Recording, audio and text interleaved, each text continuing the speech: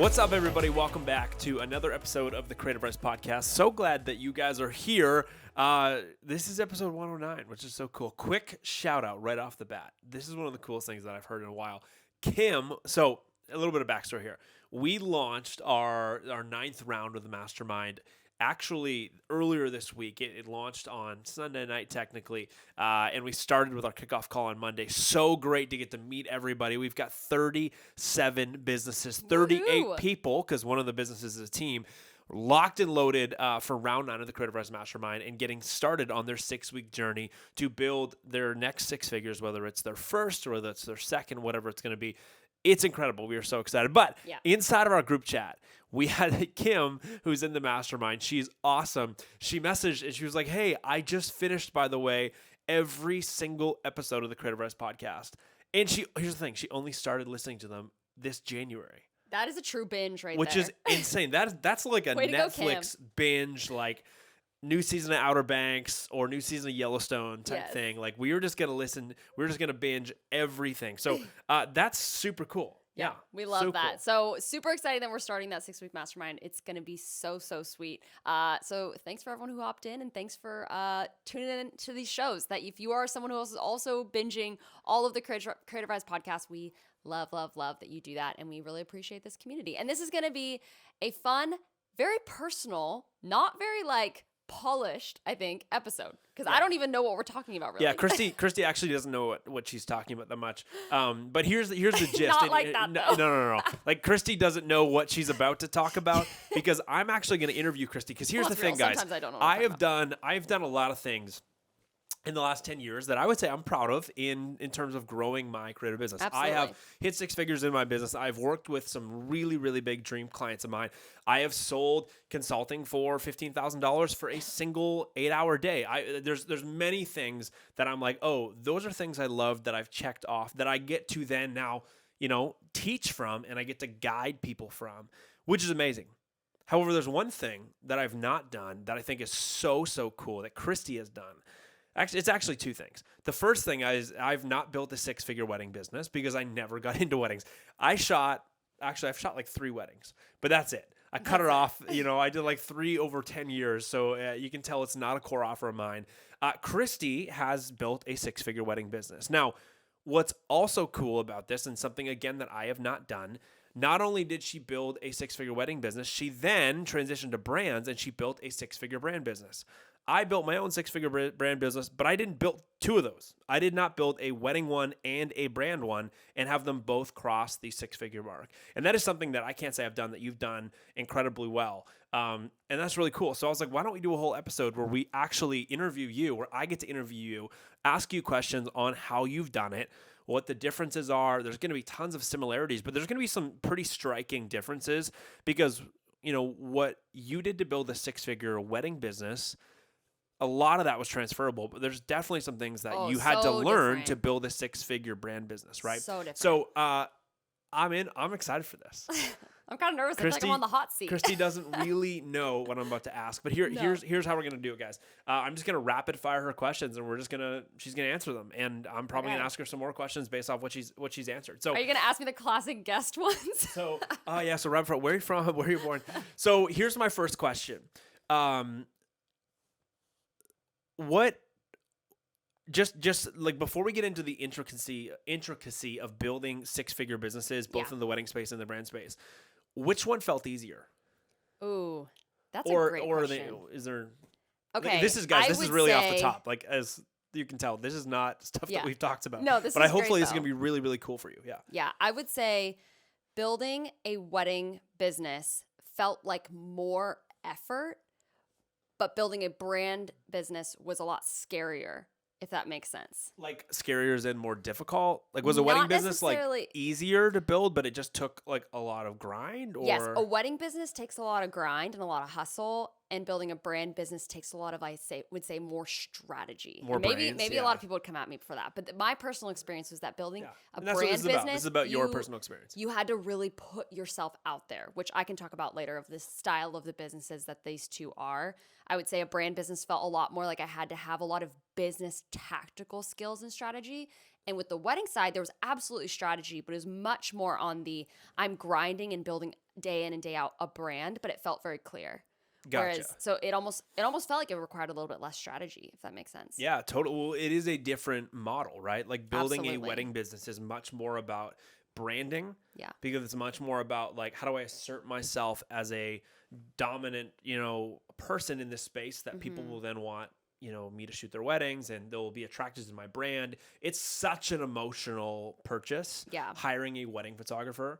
So you've got to be able to brand yourself well where people emotionally connect with that. Therefore, it's an easier decision. Well, on the other side, the brand space is still an emotional decision. Like when a company's sitting in a boardroom, there's definitely emotion driving the decision. It's highly emotional, but it's a different type of emotion, right? Yes. And so the skills that you would use, to then push a deal over there are a little bit different. So talk about the differences. Like, where do you see the differences between like a wedding business, like very top line? Like, let's not get too deep into this yet because I'm going to ask some more questions, but very basic. Like, how is a wedding business different than building a brand business? What's the difference? So I see this happen a lot because we obviously with Creative Rise teach people how to like make this jump a lot of times. We have people who are building or have built these amazing wedding brands and they're wanting to wedding brands and they're wanting to get into the commercial space.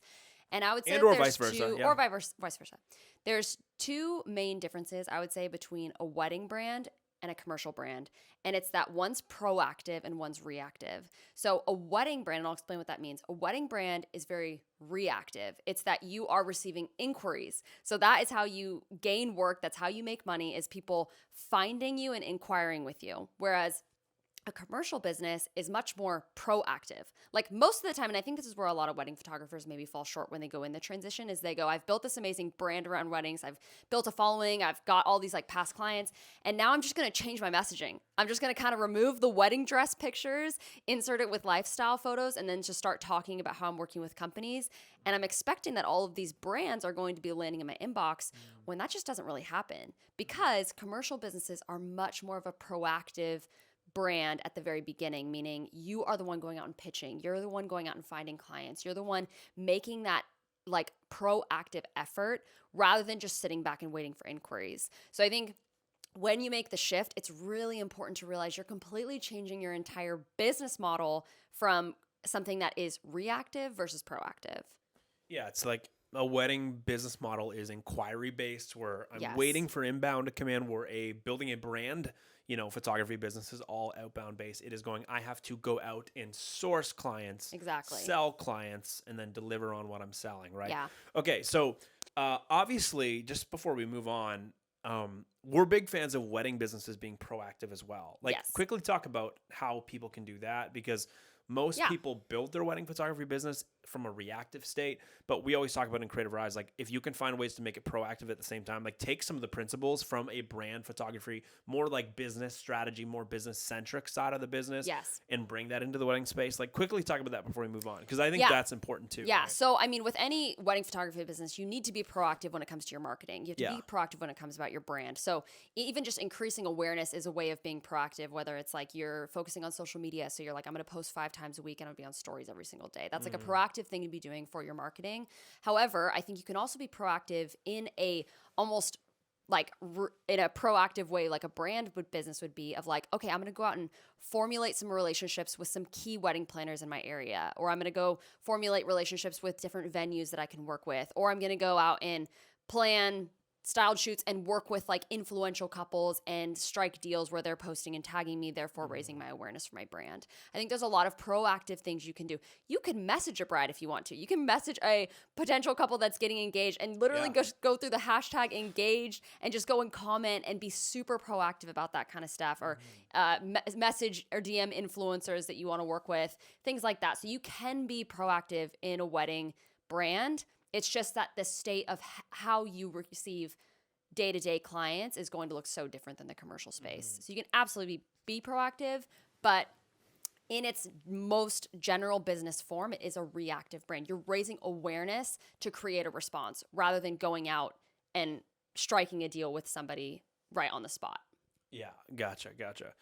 And I think that's why I always say like a wedding photography business at such a base level is way more about branding, right? Because it's like you're just trying to raise awareness that you exist, you're around, you can shoot their wedding, you're going to do a great job, where again, you don't even have to have necessarily a front-facing brand. I know in the transition for you, when you started transitioning to brands, you didn't even have a front-facing brand photographer brand. Oh, yeah. Why don't you talk a little bit about that? Because I think that's what a lot of people think is so many people want to go from brands to weddings or from weddings to brands or just do both, but they go, I can't because I don't have the time to build two different brands, or I'm going to totally wreck my wedding brand if I only ever post about brand stuff. Like, how did you transition? Because you transitioned over, it wasn't like one day you woke up and you fully cut off weddings. You transitioned like slow and you transitioned well.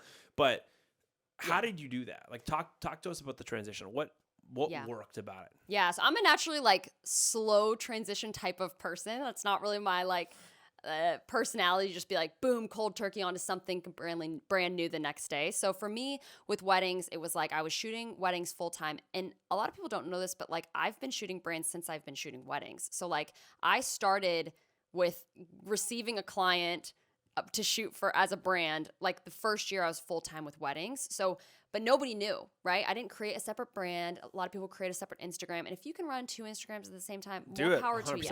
I could not. I was like, absolutely not. So I had my front-facing brand being my weddings because I knew that that was a reactive brand. That brand I needed to be super important, give all of my hustle and grind effort to. And then on the backside of my brand, I had almost this like little invisible brand. And it was my commercial space photography. And so if someone was to like, I knew somebody or got connected through a referral, or I was to pitch a company, I would always just have this kind of invisible brand working behind the scenes because I knew it was such a relational thing. I'd be talking to a marketing director. I'd be talking to a business owner. I'd be talking to somebody very directly through email or in person or whatever it was. So I could just hand them a PDF from Canva that I've created that has like our pitch and our proposal and everything like that. I didn't need to have like this crazy website, this crazy Instagram. Obviously, having those things is a great trust builder when it does come to the point of making deals with brands. However, it's not necessary to do that because I was the one going out and creating those relationships like at the first touch point. So you don't have to have this crazy built out huge brand to start shooting commercial. At least that was my experience. In the transition, yeah. Eventually, obviously, you want to get there. But and now I have the website and all that kind of stuff. Yeah, and that's, I don't think it goes the opposite way very well. Like if you're a commercial photographer and you want to start shooting weddings, I don't think if you have like a hidden back-end wedding brand, I don't think it transitioned as well, if you were to go the opposite way. And I think because, again, succeeding in the wedding space is about awareness. It's about building a brand that people see you as a successful wedding photographer who they are going to enjoy having at their wedding, the most intimate day of their lives, right? So, so it's funny how those go, but that's really good advice. So, okay, talk to me about what's been the hardest thing for you when you think about switching. Like, what's the hardest thing? Is it pricing? Is it sales? Is it like speaking business language? Like what is it and why? Yeah, I think the hardest thing for me, and I'm sure it would be different for every single person depending on like their personality type, but I think the hardest switch for me was pitching. Like I was not used to, I just remember in the first kind of the big shift of like, okay, now I'm really working with way more majority commercial clients than I am wedding clients. And I just remember thinking, man, I just miss the days of like receiving an inquiry. Like that just feels so easy. You all of a sudden such a dopamine hit. It's just like boom. Well, and you're approaching a client so differently. You're approaching a client and they are so warm to you they're asking to work with you. Whereas when you are pitching a company or you're talking to a marketing director or a social media manager, whatever it is, you're really just putting yourself out there. Yeah, they're on the defense, right? They're not on the offense. They're quite more often than not, they're looking for you to convince them. Exactly. Yeah. And so it's that building that first line of trust, I think, is the hardest part about switching because you have that trust built from your brand. So therefore they're coming through that gate, whereas you are going up to someone's gate and trying to figure out how to get in. And so that was the biggest hurdle for me transitioning from weddings to brands was, okay, how do I strategically get through that trust gate? And how do I do that really, really well? And I feel like once you figure out sort of how to do that, you can get through. And it is great. Yeah. Okay. Super cool. So what you just said made me think about this, and I think this is really important to say. We talk about this all the time in the mastermind. One of the reasons why a brand business is so great is because where a bride might not hire you back, yes, for hopefully not, maybe if she gets maybe married for an again, anniversary, but it's like anniversary, yeah. or it's like pregnancy stuff, or it's kids, or like whatever it's going to be. There's potential to get hired back, but it's not like assumed. It's just like, oh, if it happens, it's going to be great. Right. Where in the commercial space, it's like, hey, if I can help you make money once, let me help you make money again. Exactly. And so the retainer style that comes as you've built a six-figure like brand business is so attractive, right? And it's something that is such a positive about building a commercial business. So talk to me about retainers. Like, you have a retainer, specifically even one retainer that makes more money than the average American makes in a year, just from that one client, right? Yeah. Which is incredible. So that is not something that you experience in the wedding side of a business, right? So talk to me about, like, what do you, I mean, first of all, like, how do you think about retainers and how do you approach those? And what advice do you have for anybody who's looking to maybe get their first retainer, whether it's a small retainer, $500 a month, like my first retainer that I started with, or whether it's a bigger retainer, or a bigger quarterly retainer? Like, talk to me about that, because that's a huge difference between the wedding space, or even just call it the wedding space, the couple space, shooting seniors, whatever it's going to be, the people space versus the business space. Yeah. I think retainers are 100% the way to go. And I think a lot of people view the brand space as like, oh, it's all these like one-off companies that you're going to be working with. I'm going to be working with this big campaign, this campaign, this campaign.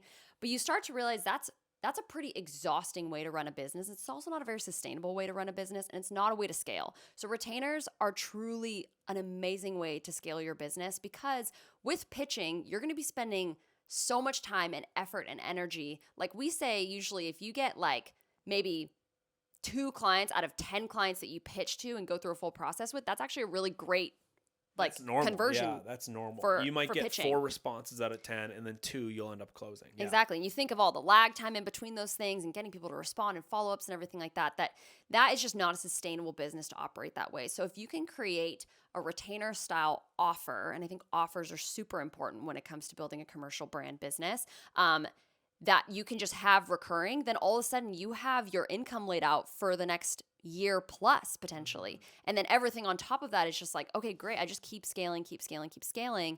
And the wedding business operates not in a retainer way, but you are booking out for a year in advance sometimes, or multiple years in advance. So I think the way to become a successful creative is, how do I create income for the future? So if you can create a retainer style in your commercial business, which is what I've done with this one client that has been so great, I think building that relationship and that retainer is truly the way to go in order to be able to scale and hit 6 figures. Yeah.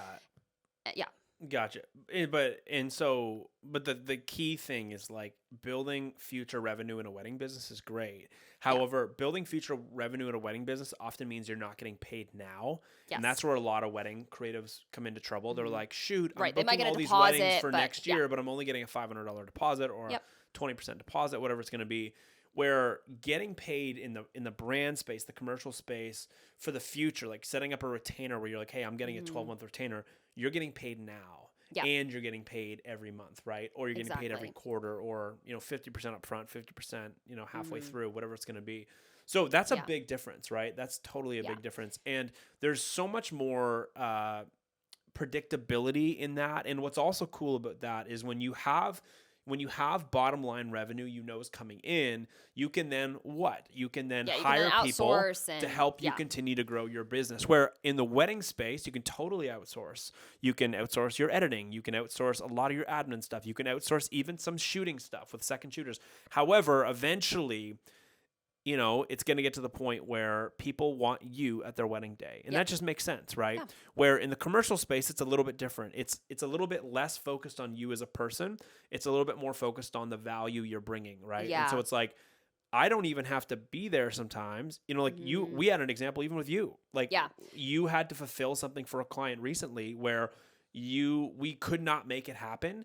And so you came up with a brilliant solution that ended up working out super well, and you weren't even there. Yeah, so I'll just give the example. So there was a shoot for a company in New York, and it was like, okay, we have this studio space. We want to use it for a holiday campaign. We've got to get it done on this date. Yeah. We literally could not get there. Like, we're in California. It was not possible for us to get there in that time frame. And so I ended up hiring someone who was local to New York and that I really trusted through a friend. And he went and shot it. And I sat on a Zoom call in California for the 8-hour shoot, sitting there on Zoom, helping direct. And the campaign went amazing. Like, it was so great. And I didn't have to even physically be there. 100%. And therefore, because this is one of the main things that actually is a similarity between the two businesses, is that you have to understand and be able to communicate what their dream outcome is. So what is the dream outcome that a bride wants? What's the dream outcome that a brand wants? And with a bride, yes, you're absolutely right. Their dream outcome is that you are there shooting your wedding, unless you're maybe running an associate business or something like that. Most brides want the photographer there. Yeah. And that is their dream outcome, is to have their dream photographer and then to get the photos that they want to love and cherish for forever. And then a brand is like, what's our dream outcome? It's usually selling more stuff. It's usually making more money. It's taking away the stress of them having to do it themselves. So being able to understand the dream outcome and communicate that with your client and saying we're going to do whatever it takes to get you to your dream outcome is, super important. And I think with retainers and the style of retainers, just a quick practical tip, if you're maybe doing the transition and you're like, how do I ask someone to essentially get into business marriage with me? This is a long-term commitment. What do I even do? How do I even start? And I would say start small. So start with let's do something at the very beginning for month 1. And if we want to hop into a 3-month contract, awesome. Or you can say, hey, let's do a test trial on month 1, and then we can sign a 6-month retainer after that. Give people the incentive. And you can even hey, if you do 6 months, I'll give you X more images, or I'll give you maybe one more reel, or I'll add on some additional value. Lock me down for 6 months. 7th month is 50% off or free, or whatever. Right? Something like that. Something to incentivize why someone should pay ahead of time 4 months. And it ultimately also the commitment also relieves the stress on them as well. So retainers is what Joey and I always preach, and we still preach it to this day. And I've lived it, and I've been like, oh my gosh, it is magical, because you can build a system, build a team. People can then rely on you, and you can rely on them, which is great. Yeah. So here's my last question. Why don't we wrap up with something like this? What's the difference between I guess how you get paid for your value in the brand space versus the wedding space? Is there a lot more opportunity to make higher ticket money in the brand space, in your opinion, or in the wedding space? Because I know that's a question people always say. I hear all the time, people say there's no money in the brand space. There's no money in the commercial space, so I shoot weddings. Yeah. And I'm like, yeah. Wait, you know what? So what would you say about that? Because you've built a 6-figure wedding business and you've built a 6-figure brand business. Where's the money? Yeah. There's money in both, but talk about that. I would say in my opinion, now it's totally different for every single person, totally different for what you want your lifestyle to look like, things like that. I would say that there is more money available to you in the commercial space than there is in the wedding space. And why? And because in the wedding space, I feel like you have this range on here are my packages, and it may differ for travel costs or how much value you're giving, et cetera, but there generally is kind of here are my packages. Whereas in the brand space, it's your client base is so diversified. What you do and the value you give can be exponential when it is not a cost-based business. Amen, your wedding business is a cost-based business. If someone hires you for their wedding, you're not helping them make money. Sure, you can put investment on your business. It's not an investment. It's not an investment. That's a key word to make it feel better. Yeah, you can put investment guide on your website.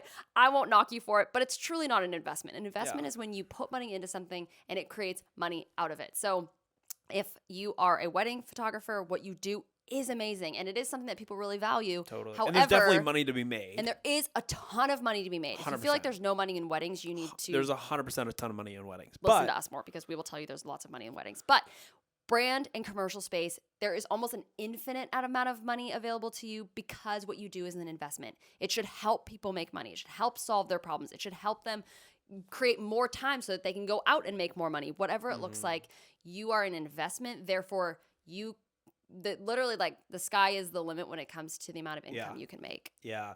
And I think that's so great. I say to people all the time, like, I don't have a lot of fear around finances.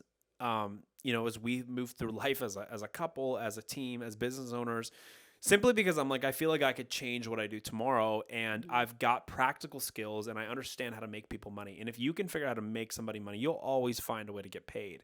And I think that's just because I've been in the brand space for so long. You know, I've programmed my brain to think about, I'm only doing something that's going to make somebody money, right?